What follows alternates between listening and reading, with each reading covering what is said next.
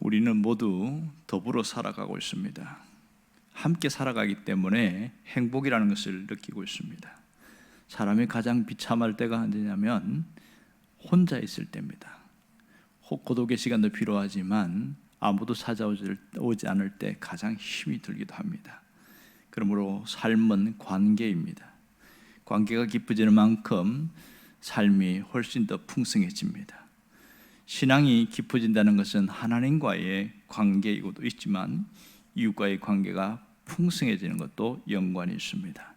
이 관계는 공감입니다. 함께 살아가려면 공감하는 것이 참 중요합니다. 인간관계는 공감입니다. 아무리 오랫동안 살아도 상대방을 공감하지 못하면 마음과 마음이 가까워질 수가 없거든요. 이 공감하는 것을 우리는 소통이다 이렇게 표현합니다. 결국은 소통의 핵심은 공감하는 것이었습니다. 만약 공감하지 못한다면 불통이 있기에 답답하겠지요.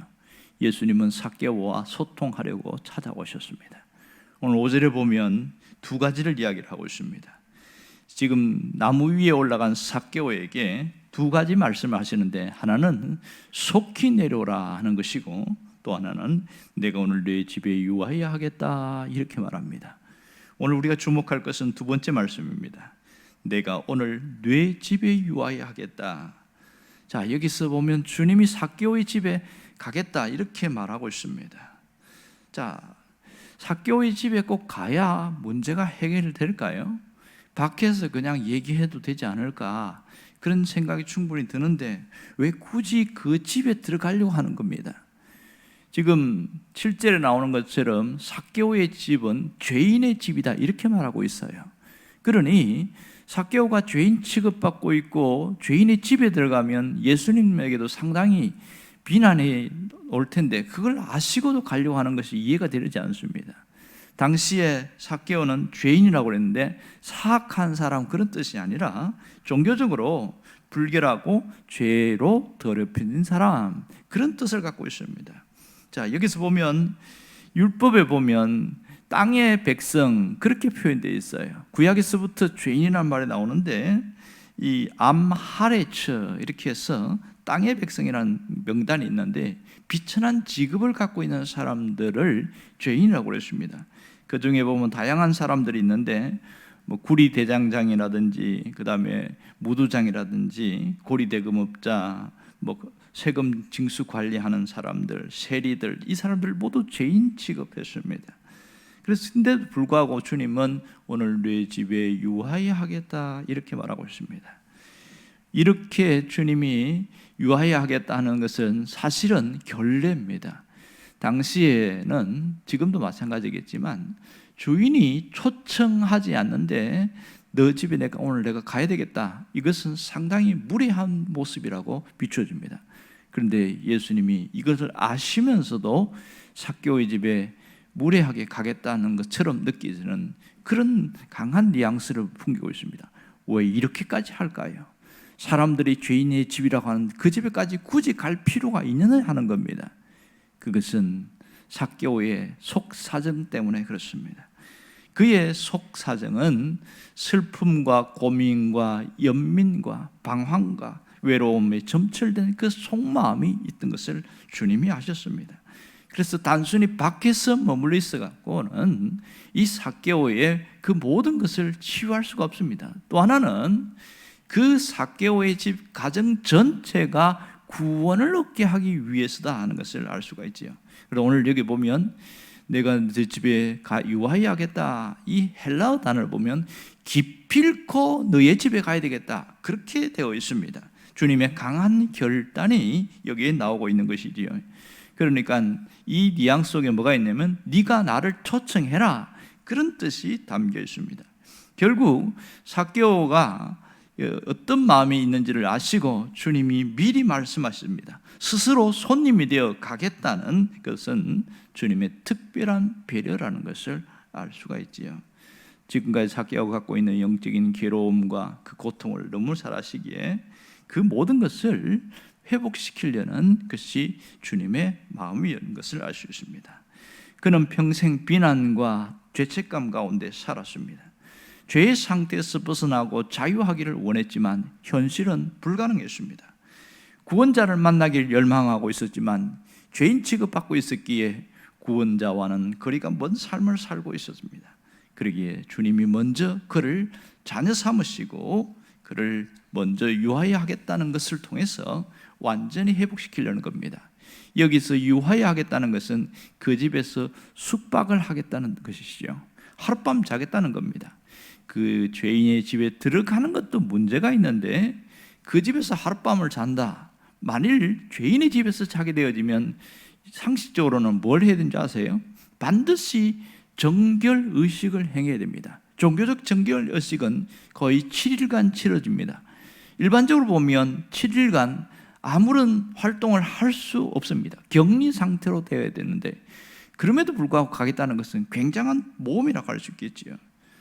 그러나 주님은 그럼에도 불구하고 그 한 사람을 회복시키기 위해서 모든 것을 감수하고 들어가는 것을 볼 수 있습니다. 오늘 여기에서 우리에게 주시는 놀라운 메시지가 있습니다. 그것은 하나님은 우리가 하나님을 알기 전부터 먼저 아신다는 것이고 우리의 모든 것을 알고 계십니다.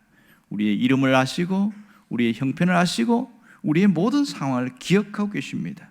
그래서 우리를 구원하신 것은 놀라운 은혜입니다. 왜냐하면 평생도록 예수를 모르고 살다가 가는 분들도 종종 봅니다. 근데 그 사람들이 복음을 못 들었느냐? 그게 아니거든요.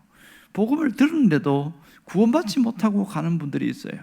가만히 돌이켜보면 하나님이 나를 소중한 존재로 여기고 계시고 나를 하나님의 자녀로 삼으신 것은 놀라운 은혜인 것을 우리가 기억하고 있습니다. 또 하나는 우리가 이 삭개오의 고통을 아시는 주님이 우리의 고통도 여전히 알고 계신다는 것이죠.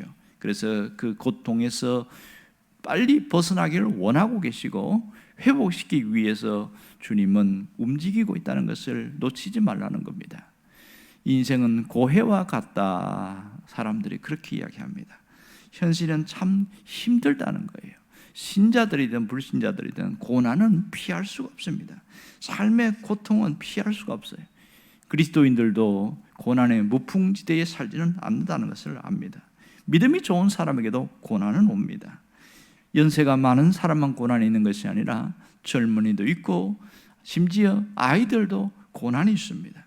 부모들은 보통 아이들에게 네가 걱정할 게 뭐가 있냐? 부모가 다 챙겨주는데 뭘 걱정해? 그러는데 그 아이들의 얘기 들어보면 사는 게 고통이다 이렇게 이야기합니다.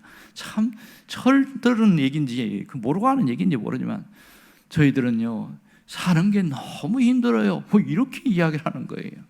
여러분, 하지만 주님은 우리의 고통을 알고 계신다는 점입니다. 주님은 나의 아픔을 알고 계신다는 것입니다. 그렇기 때문에 친히 고난을 당하셨고 우리 몸소 그 고통에 함께 하신 것을 알 수 있습니다. 여러분, 고난보다 더 중요한 것은 고난에 대한 반응입니다. 고난을 어떻게 다룰 것인가, 그것에 따라서 우리가 지옥 같은 곳으로 우리의 마음을 몰아갈 수도 있고 또 아니면 축복의 길로 갈 수가 있습니다. 이 고난에 대한 반응은 두 가지인데요. 하나는 본능적 반응이 있고 또 하나는 해석적 반응이 있습니다. 본능적 반응이라는 것은 어려움이 찾아왔을 때에 부정적으로 생각하고 부정적으로 말하는 걸 말합니다. 고난이 찾아오면 모두가 보면 힘들어요. 왜 나에게만 이런 힘든 일이 계속되느냐? 아직까지 왜 이렇게 벗어나지 못할까? 그러면서 불평과 불만이 마음속에서 계속 맴돌다가 입으로 툭 튀어나옵니다. 이게 원망이거든요. 그러다가 자기 마음이 스스로 주저앉고 절망하는 경우가 굉장히 많지요.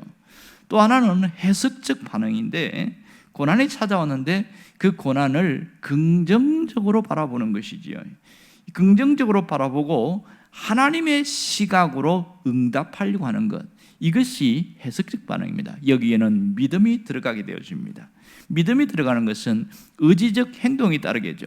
본능적 행동을 거부하고 믿음으로 반응하려고 하는 것, 이것이 중요한 겁니다. 고난에 믿음으로 응답하는 사람들은 그 고난 속에서 더욱더 강해져요. 주저앉는 것이 아니라 더 강해지고 더 신앙으로 세워진다는 걸 알 수 있습니다. 용광로 속에서도 온전히 일어났던 그 다니엘의 세 친구처럼 믿음이 확고해지는 것이 고난입니다. 왜 그렇습니까? 본능적 반응이 아니라 해석적 반응을 했기 때문에 나타나는 놀라운 현상입니다. 여러분, 고난이라고 해서 다 나쁜 게 아니에요. 오히려 더 단단하게 만든다는 것을 알 수 있습니다. 그러려면 상황을 잘 해석할 줄 알아야 됩니다. 이 상황을 해석하는 과정 속에서 더 주저앉을 수도 있고 더 강해질 수 있다는 사실을 알 수 있습니다. 어떻게 잘 해석해야 되죠? 하나님의 관점으로 현실을 보라는 겁니다. 지금은 망하는 것 같고 지금은 어려운 것 같은데 결국 이 하나님의 관점에서 해석하려고 보고 나니까 시간이 지나고 나니까 그것 때문에 내가 잘 돼 있어요. 그것 때문에 내가 더 세워져 있고 무너지지 않는 길로 가게 되더라는 겁니다. 여러분, 이것이 얼마나 중요한지 몰라요. 성경의 유명한 인물들 보면 모두 이런 과정을 다 거쳤고 견뎌냈습니다. 우리가 고난하면 가장 지독한 고난당하는 6사람 중에 한 사람을 꼽으라고 그러면 요셉이겠죠. 그는 진짜 억울하게 죽을 만큼 고생을 하다가 극적으로 이렇게 살아나겠는데, 만일 그가 본능적 반응을 하고 현실과 상황에 주저앉아도 어떻게 됐을까요? 하나님이 그를 어떻게 총리로 세울 수 있겠어요? 불가능한 일이겠지요. 그러나 그는 하나님의 관점에서 현실을 보려고 했습니다. 자신이 이해할 수 없지만, 받아들이기엔 너무너무 힘들고 어려운 상황이지만 하나님의 관점에서 견디고 참고 있었더니 그때부터 변화가 일어난 겁니다. 그러면 오늘 내가 뭘 해야 되냐? 아무것도 할 게 없으면 기도할 수는 있잖아요. 우리는 똑같거든요. 내가 아무것도 할 수 없을 때 기도는 할 수 있단 말입니다. 그리고 지금 내가 해야 할 일이 무엇인가? 그 일에 묵묵히 순종하고 나갔을 때에 결국 하나님이 완전히 바꾸어 놓습니다. 구덩이에서 끌어올리신 주님은 그 감옥에서 끌어올리셔서 하나님의 사람으로 세우고 민족 전체를 구원하는 그 일에 하나님이 쓰셨습니다. 오늘 우리가 무슨 결단을 해야 됩니까? 주님의 초청에 응답할 수 있어야 됩니다. 삭개오에게 오늘 내가 내 집에 유하여 하겠다 이렇게 말하고 있습니다. 우리는 이 말씀을 잘 받아들이고 기교해야 됩니다. 내 집에 유하여야겠다. 이것은 우리 마음에 함께 하기를 원한다는 겁니다. 너희의 고난에 내가 함께 할 것이고 너와 함께 살아가겠다, 이것이지요. 우리가 할 수 있는 것은 마음의 문을 열고 초청하고 그분과 함께 살아가는 것입니다. 주님과 함께 친밀한 교제가 있을 때에 우리 마음이 풍성해지고 힘을 얻게 되어져요. 주님을 초청하게 되어지면 무슨 일이 일어납니까? 내가 그에게로 들어가 그로 더불어 먹고 너는 나와 함께 먹고 누리리라. 식탁의 교제가 있는 거예요. 그러니 마음에 안식이 있고 여유로움이 있으니까 넉넉히 이길 수 있게 되더라는 겁니다. 여러분들이 오늘 주님을 초청하는 삶으로 다시 한번 일어나고 새로워지기를 원합니다. 그래서 모든 힘든 환경들을 뚫고 나가는 자가 되기를 주의 이름으로 축원합니다. 기도하겠습니다.